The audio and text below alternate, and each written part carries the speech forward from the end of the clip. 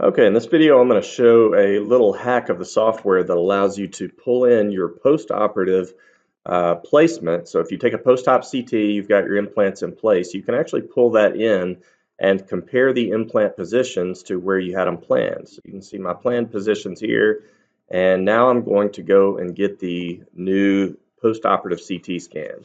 So first of all, you need to make sure that you're in the model editing mode.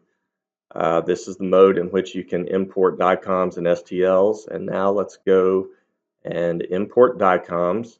And even though this is not a scan appliance, we're going to call it a scan appliance because that just simply allows us to pull in another DICOM set. So we'll choose the post-op DICOM, click OK. And you can limit your field of view. So here we're dealing with the maxilla. So I'm going to cut off most of the mandible just to get it out of the field of view because it's not really pertinent to what I'm going to be pulling in here. This is the post-op maxillary placement. Click OK. And this is the typical scan appliance stitching window. I'm going to maximize this. And what you see here is this is the patient CT of the pre-op. This is the patient CT of the post-op. This is the rendering, and so I'm going to have to play with the densities of all three of these windows to accomplish what I'm wanting, because whatever visually you see in this screen right here, that is what's going to be pulled in as an STL and converted once you click OK. Well, I don't want a head here. Basically, I want this window to show up kind of like what this one is. I'm going to try to mimic the density on the upper right, which is 4800.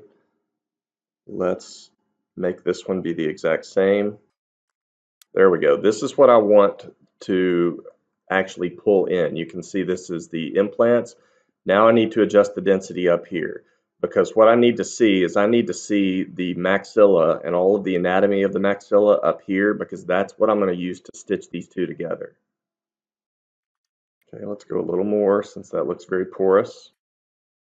All right, we're getting close now. I just want this to render like a full maxilla where you can make out the bone very distinctly. Okay, so that looks like a good rendering of the maxilla, and now I'm going to make this density be the exact same. So 745, I'm going to pull this down to 745. Okay, so great. These both look like they're rendered in the same density, and so now I'm going to pull down this screen because we're actually going to do some stitching of these two. You can see in the bottom right that these are not matched up, and so the goal here is that I want to match up these bones. I want to have, I'm going to use points to align the maxillas, and by doing that, that is going to put the implants into the right position. And when we import, and we'll be able to see this STL, that way we can compare what the pre and the post-op placements were. So this is a tedious process. You just need to now go through and choose some stitching points. So look for areas such as this infraorbital foramen. So I'm going to zoom way in and try to do this as precisely as possible. And you'll need to check on this box down here that says align using points.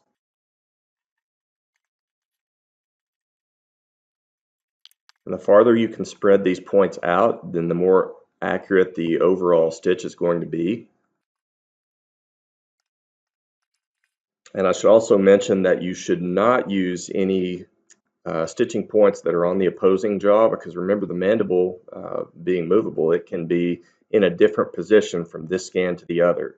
So if you were doing this for mandibular implants, you would only choose mandibular stitching points. If you're doing it for a maxilla, you're only going to choose maxillary stitching points.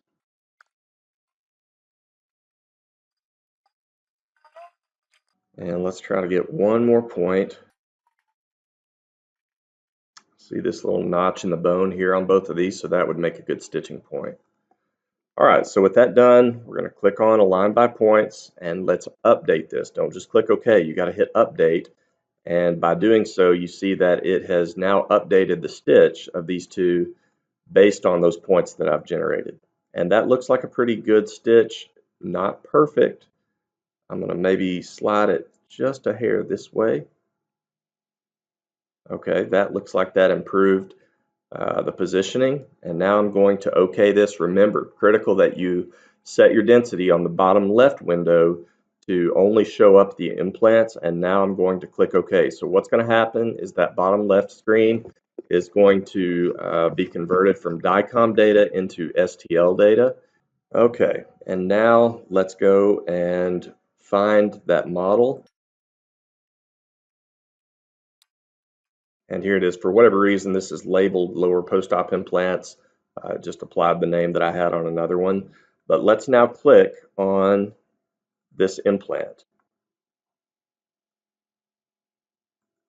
So by clicking on this implant in my planned position, now I can spin it on its axis. And do you see the model outline here of the actual implant? So positioning is dead on perfect. With exception that we just didn't drive it in as deep as what the planned position was. But man, positioning, that is absolutely dead on. Let's look at this implant. And just so you can see what I'm talking about, I'm going to turn these implants off for a moment. There you see the 4 implants that have been imported. And we could scroll through in the cross section now and look at these. So you see here's the postoperative position. And now let's turn on the hint of all the implants. And here again, perfect on trajectory. I mean, absolutely perfect. Little variance on depth. But man, as far as replicating our position in trajectory, you could not do any better than this. As I look at these, it seems that it's common across all of the implants that trajectory is perfect, but the depth is slightly varied. And now that I am thinking about it, we actually raised up the guide tube on these, but we just still used the standard carrier, so we didn't replicate the depth. I think that's still fine. I mean, these implants are in plenty of bone, but that does explain why there's the variance in depth, and that's my fault. So check these out. You can see the implant positions.